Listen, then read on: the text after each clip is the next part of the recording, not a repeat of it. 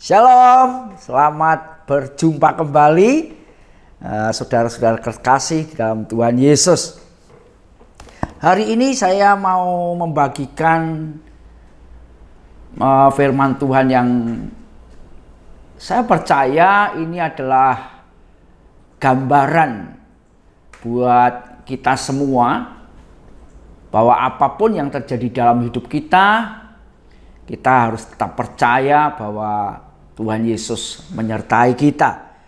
Di dalam Injil Markus pasal keempat ayat 35 kita akan baca di sana. Judul perikopnya adalah angin ribut diredakan. Pada hari itu, waktu hari sudah petang, Yesus berkata kepada mereka, "Marilah kita bertolak ke seberang." Mereka meninggalkan orang banyak itu lalu bertolak dan membawa Yesus beserta mereka dalam perahu di mana Yesus telah duduk dan perahu-perahu lain juga menyertai dia. Lalu mengamuklah taufan yang sangat dahsyat dan ombak menyembur masuk ke dalam perahu sehingga perahu itu mulai penuh dengan air. Pada waktu itu Yesus sedang tidur di buritan di sebuah tilam. Maka murid-muridnya membangunkan dia dan berkata kepadanya, "Guru, engkau tidak peduli kalau kita binasa?" Ia pun bangun, menghardik angin itu dan berkata kepada danau itu, "Diam, tenanglah." Lalu angin itu reda dan danau itu menjadi teduh sekali. Lalu ia berkata pada mereka, "Mengapa kamu begitu takut? Mengapa kamu tidak percaya?" Mereka menjadi sangat takut dan berkata seorang kepada yang lain, "Siapakah gerangan orang ini sehingga angin dan danau pun taat kepadanya?" Ketika saya membaca perikop angin ribut diredakan, saya membayangkan cerita ini seperti perjalanan hidup setiap kita, saudara ya. Kita ini kan menjalani hidup seperti orang naik perahu begitulah ya di dunia ini. Kadang ada angin ribut juga di dalam setiap kehidupan kita. Disadari atau tidak, dimaui atau tidak, setiap kita yang masih hidup pasti ada namanya masalah. Entah itu masalah apapun terjadi dalam hidup kita selalu menganggap masalah itu besar bagi diri kita yang mengalami, saudara ya. Mungkin bagi orang lain, itu masalah kecil. Tapi bagi kita itu masalah besar. Dan di dalam masalah itu sebenarnya ada satu hal bagi kita orang percaya ya. Yaitu supaya kita semakin menyerahkan hidup ini kepada Tuhan. Karena jujur, seringkali kita tidak bisa mengatasi namanya masalah, saudara. Dalam perikop ini digambarkan dengan jelas bahwa Yesus ada dalam perahu dan ketika mereka berlayar, dikatakan oleh kebenaran firman Tuhan ini ada taufan yang sangat dahsyat. Saya tidak bisa membayangkan naik perahu terus ada taufan, saudara ya.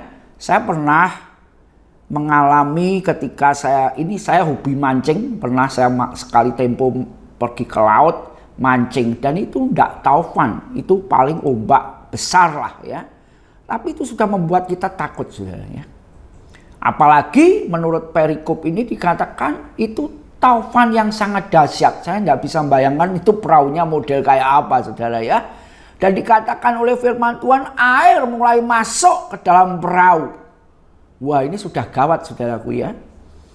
Kejadian lucu pernah saya alami ketika dulu juga pernah pergi sama teman, naik perahu dayung sendiri mancing juga, saudaraku ya. Saya mancing orang 3, teman saya yang ikut itu ada yang cukup agak gemuk begitu ya. Kita dayung, kemudian mancing tidak dapat, pulang. Dan yang paling gemuk ini dia duduknya paling belakang. Teman yang lain duduk tengah, saya paling depan.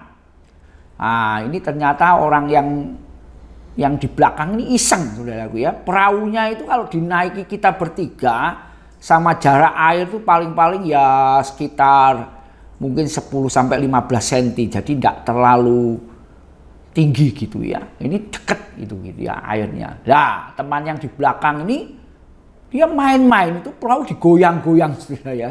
Goyang-goyang gitu, lah begitu miring gitu air masuk sudah. Air begitu masuklah penuh itu perahu. Saya lompat sedada ya, tidak terlalu dalam, ternyata itu memang tambak gitu ya. Jadi saya masuk, 3 orang masuk ke dalam tambak semua sedada begitu ya. Dan ternyata di jarak jauh itu ada yang lihat seperti itu, mereka tertawa terpingkal-pingkal lihat kami masuk ke tambak itu, saudara ya. Itu baru seperti itu aja saya langsung lompat otomatis. Karena ini perahu tenggelam begitu ya. Nah, saya tidak bayangkan keadaan pada waktu itu murid-murid bersama dengan Yesus mengalami seperti itu. Makanya tidak heran mereka berteriak, Tuhan kita ini binasa ini, apa kamu tidak peduli?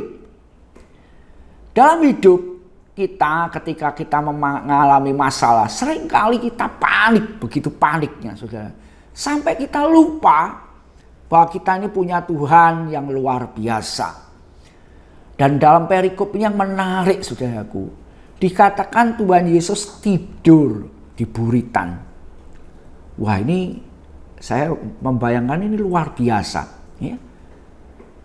Kita panik, dalam kepanikan kita sudah berupaya seperti apapun juga, seakan-akan Tuhan tidak menjawab. Nah, ini peristiwa ini terjadi di dalam perahu ini, saudara. Dalam perjalanan kita mengikut Tuhan, tidak selalu, ya, tidak selalu. Saya katakan sekali lagi, tidak selalu Tuhan menjawab secara instan, saudara.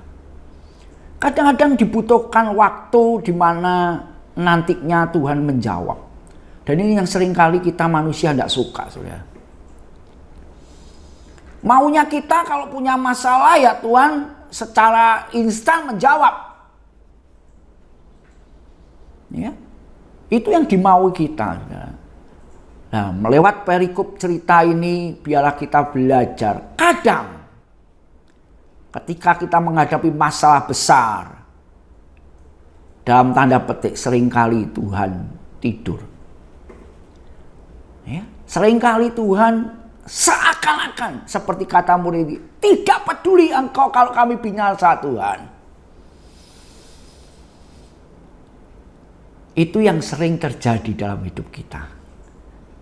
Dan saya mau sampaikan pagi hari ini, percayalah, apapun yang terjadi dalam hidup kita, meskipun kadang sekali lagi tanda petik Tuhan tidur, percayalah Tuhan itu tetap ada di dalam perahu hidup kita. Itu yang luar biasa, saudara. Mempercayai di dalam keadaan di mana seakan-akan Tuhan tidak menjawab, itu benar-benar satu hal yang luar biasa. Dan kita belajar dari perikop ini. Kemudian ayat yang terakhir yang menarik adalah dikatakan begini. Mereka menjadi sangat takut dan berkata seorang kepada yang lain, siapa gerangan orang ini sehingga angin dan danau pun taat kepadanya. Hari-hari ini hari-hari yang tidak menentu juga buat semua kita. Ya.